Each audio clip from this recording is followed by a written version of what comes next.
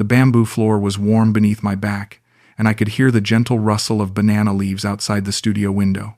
"Breathe deeper, Mr. Stephen," Tanika whispered, her hands adjusting my shoulders with such tenderness that I felt something crack open inside my chest.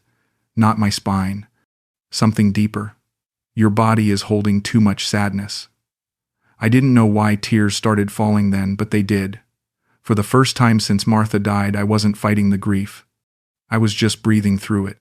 "That's good," she said softly. "Let it go. Your wife wants you to heal." How did she know about Martha? I hadn't mentioned her yet. But in that moment, lying on that mat with sunlight dancing through the leaves above us, I believed this woman could see into my soul. "You have a good heart, Stephen. Very pure energy. Would you like private sessions? I think you need more healing than group class can give." I nodded before my rational mind could object. Something about her voice, her presence, made me feel safe in a way I hadn't felt since Martha's hand went cold in mine at the hospital. "Yes," I whispered. "I think I need that." As I walked home through the narrow streets of Chiang Mai, my back felt straighter than it had in months. Maybe it was the yoga. Maybe it was hope. I didn't care which.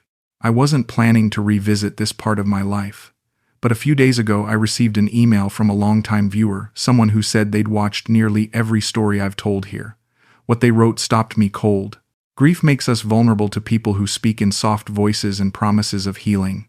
But not everyone who offers peace is trying to give it, some are just selling it. I read that line 3 times. First came the tightening in my chest, then this strange wave of shame, and finally clarity. Not anger, just stillness, because I knew exactly what he meant. I hadn't fallen for a scam. I'd fallen for a moment of comfort when I needed it most. I mistook a business transaction for something spiritual, for something real. If this story resonates with you even just a little, I hope you'll share your thoughts in the comments. Let me know where you're watching from. And if you haven't already, please like and subscribe. It helps more than you know.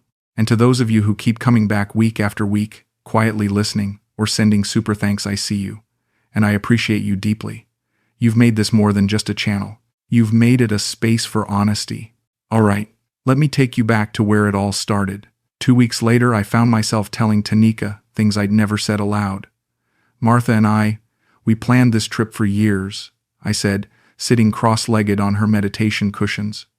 "Southeast Asia was going to be our grand adventure after I retired from the school district. 37 years of teaching high schoolers, and I was finally going to see the world with my best friend." Tanika poured jasmine tea with practiced grace. "She is still with you on this journey, Stephen. I can feel her energy around you. She wants you to find peace." I wanted to believe that. God, how desperately I wanted to believe that. After the funeral, I almost canceled everything. But my daughter Sarah said Mom would haunt me if I didn't go, so I came alone. I paused, studying Tanika's face in the afternoon light. She had this way of listening that made you feel like your words mattered. I wasn't looking for anything here except maybe some relief from the back pain. The doctors back home just wanted to throw pills at everything. She leaned forward, her dark eyes intense. "Pain is not just in body, Stephen. Pain lives in heart, in soul. Western medicine only treats symptoms. But you, I see light in you. Wounded light, but still shining." She showed me a photo on her phone, a young girl, maybe 8 years old, with bright, curious eyes. "My niece, Ploy. I take care of her since my sister died in motorbike accident 3 years ago. And my father, he has diabetes, very expensive medicine." She tucked the phone away. "This is why I teach yoga. Family is everything, yes?" I found myself reaching for my wallet. "How much are the medicines?" I could help. She shook her head quickly. No. You are student, not ATM machine. Your heart is kind, but I cannot accept." But she let me pay for extra sessions. And when I insisted on buying groceries after she mentioned the market prices going up, she didn't refuse. It felt natural, not transactional, like taking care of someone I cared about. 3 months in, everything shifted. "Sorry, Mr. Stephen, I must cancel today. Energy is very scattered," Tanika texted at the last minute. This was the 3rd time in 2 weeks. When I did see her, she looked tired, distracted. dark circles under her eyes. Her usual serene smile seemed forced. "Is everything okay?" I asked during what felt like a rushed session. "You seem different lately." She sighed deeply. "Many troubles right now. My father's condition is getting worse. The retreat center where I rent studio space, they want to increase my fee. Employee needs new school uniform. Books." Her voice cracked slightly. "Sometimes I wonder if universe is testing me." I wanted to help, but she'd been so proud before. "What can I do?" I asked carefully. She looked at me with those luminous eyes. "Nothing you should worry about. This is my karma to handle." But later that afternoon, I saw her getting out of a silver sedan near the night market. A young Thai man was driving, maybe 25, wearing expensive-looking clothes. They talked for a moment before she walked away. When I mentioned it during our next session, she smiled. "Oh, that's my cousin Niran from Bangkok. He's visiting for a few days." Something in her tone made me pause. It was the first time she'd sounded rehearsed. "Just family business?" I asked. "Yes, just family." But she didn't meet my eyes. That night, my phone buzzed with another text. "Sorry, Stephen. Meditation is very weak lately. I will come tomorrow for sure. Need to get energy balanced first." I stared at the message, reading it 3 times. The grammar was different, more casual. Nothing like her usual careful English. A small doubt crept into my mind, but I pushed it away. She was stressed about money. People change when they're worried about survival. "Stephen, can I ask you something personal?"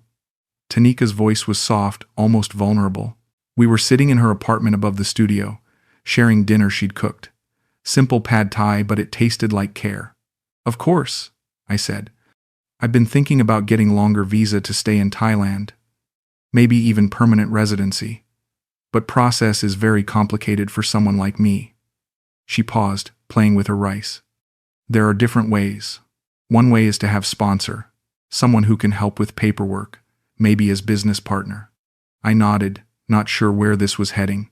"Or," she looked up at me with those dark eyes, "sometimes people do marriage visa, just on paper, you understand, not for love, just for protection, for legal security."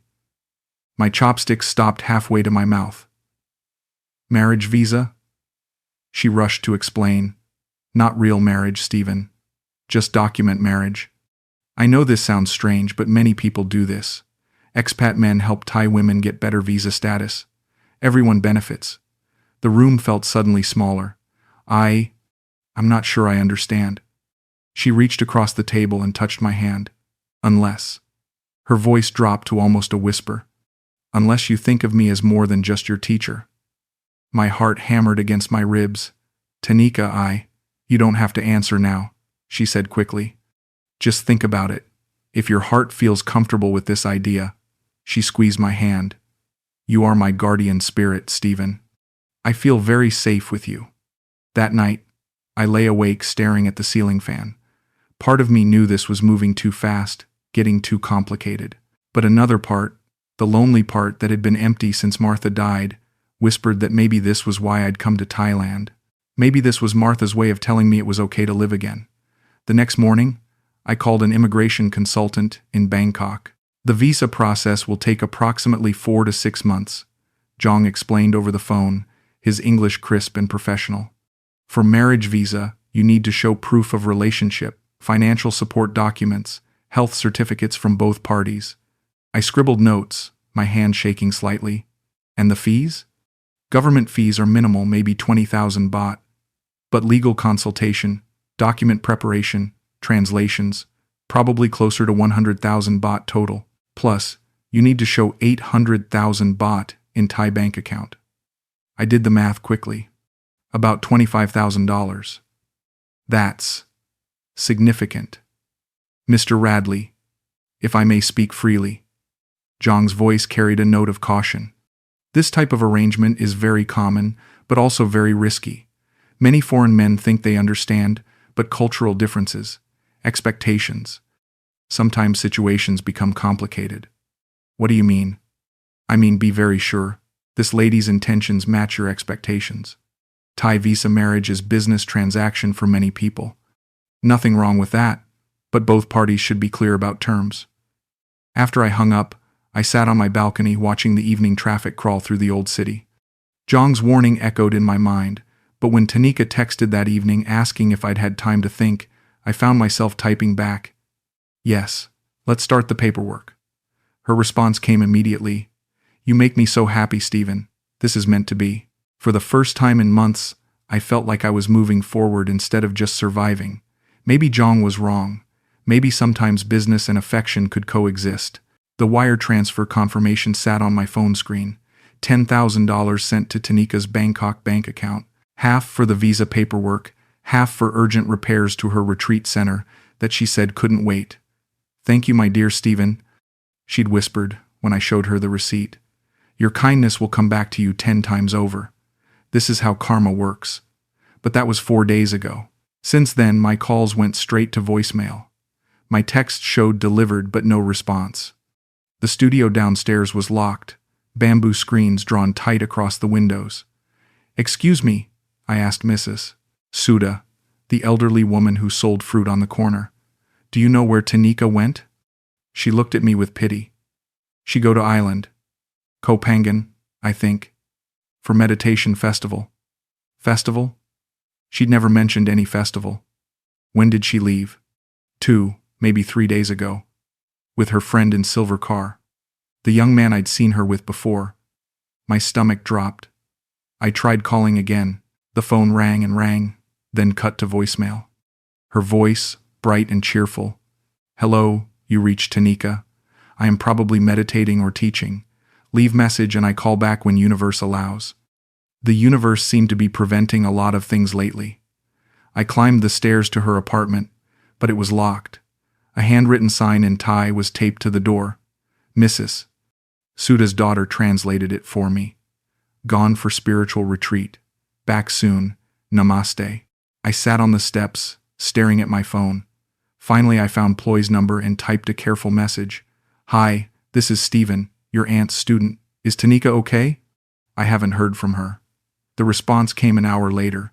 "Auntie is doing very deep meditation right now. She cannot use phone. She will contact you when her energy is clear again." Deep meditation.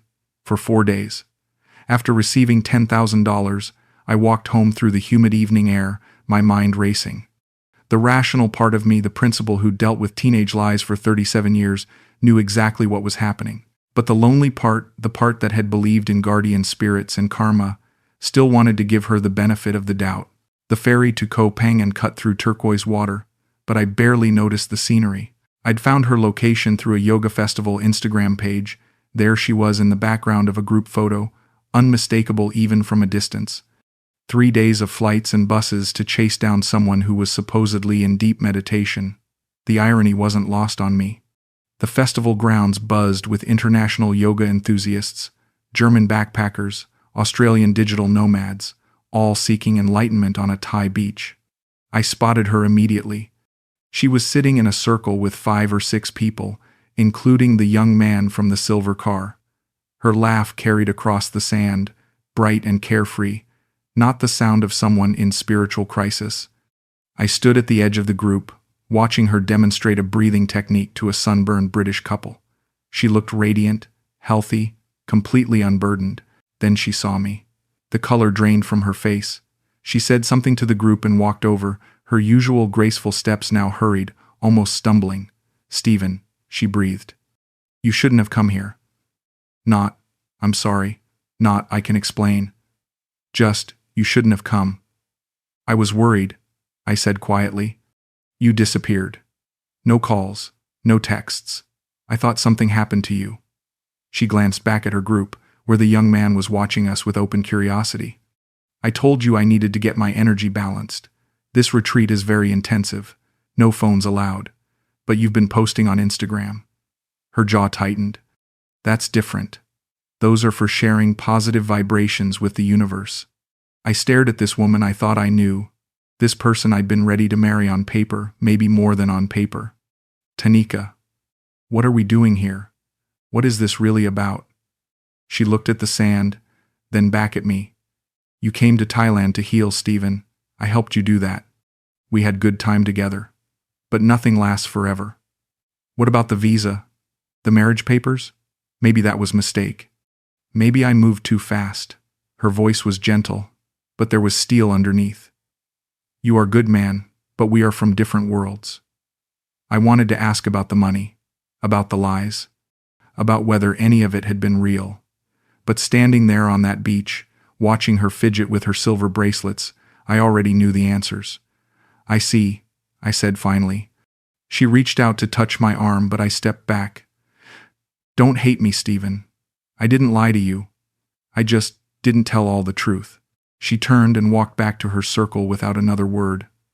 I watched her settle back into her spot, saw the young man lean over and whisper something that made her smile. Within minutes, she was laughing again, demonstrating breathing techniques, completely present for everyone except the man who'd just traveled 800 miles to find her. The yoga studio in Chiang Mai was exactly as I'd left it. Dusty bamboo floors, meditation cushions stacked in the corner, the faint scent of sandalwood still lingering in the air. The landlord had let me in after I explained I was looking for something I'd left behind. A lie, but a harmless one. I sat on the mat where I'd first felt her hands on my shoulders, where I'd cried for Martha, where I'd started believing in guardian spirits and past life connections. The room was silent except for the hum of traffic outside. No rustling banana leaves, no whispered instructions to breathe deeper. I closed my eyes and tried to remember what healing had felt like in this space. But all I could feel now was the weight of my own desperation. Had the yoga helped my back pain? Maybe. Had Tanika's presence helped my grief? For a while. But neither of those things had anything to do with love or karma or cosmic connections.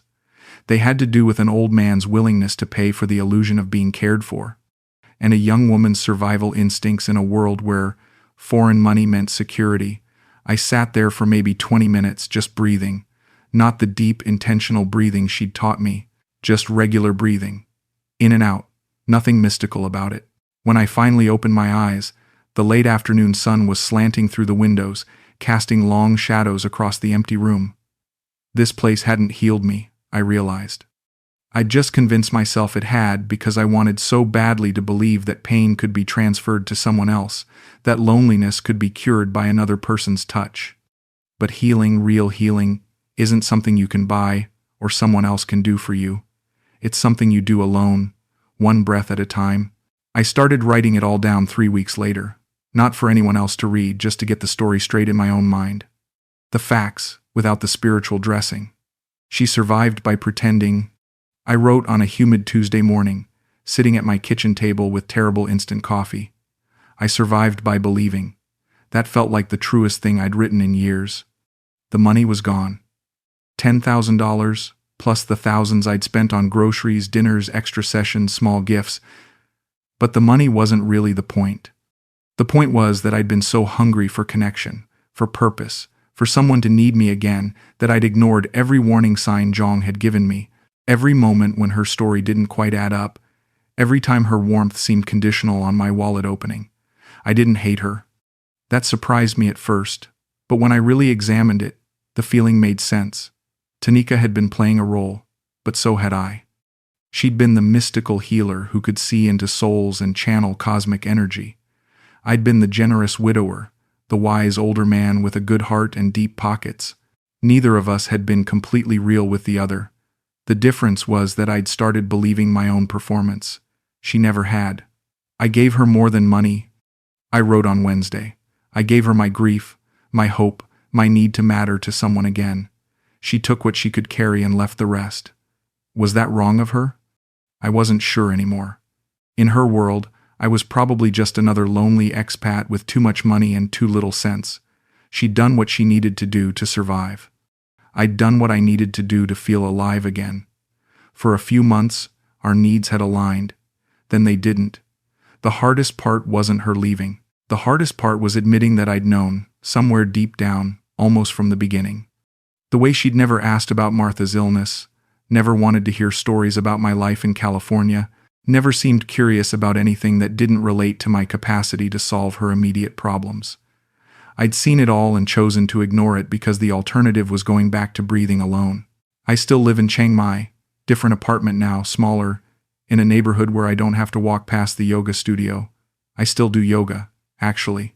YouTube videos mostly. Sometimes a drop-in class with other expats where nobody talks about guardian spirits or past life connections. Just stretching and breathing and trying to keep our aging bodies functional for another day. I don't date. Not because I'm bitter or because I don't trust Thai women. I don't trust myself. I know now how easy it is for loneliness to masquerade as intuition, how desperate need can dress itself up as spiritual connection. Maybe someday I'll be ready to risk that again. Maybe not. Either way is fine. The back pain comes and goes. Some days are better than others. I sleep through the night most of the time now, and when I wake up, I don't reach across the bed expecting to find Martha there anymore. Progress, I suppose. I still think about Tanika sometimes, wonder if she ever made it to whatever visa status she was after, if her father's diabetes improved, if Ploy is still in school. I hope she's okay. I hope she found whatever she was really looking for. And I hope the next lonely expat she meets is smarter than I was, or at least more honest with himself about what he's buying and what he's selling. The truth is, I came to Thailand broken and I'm leaving. Well, not fixed exactly, but more honest. About my loneliness, my neediness, my willingness to pay for the fantasy of being essential to someone again. That might not be healing in the mystical sense, but it's something. I still breathe deeply when I remember to, but now I do it for myself, not because someone with beautiful eyes tells me it will connect me to the universe.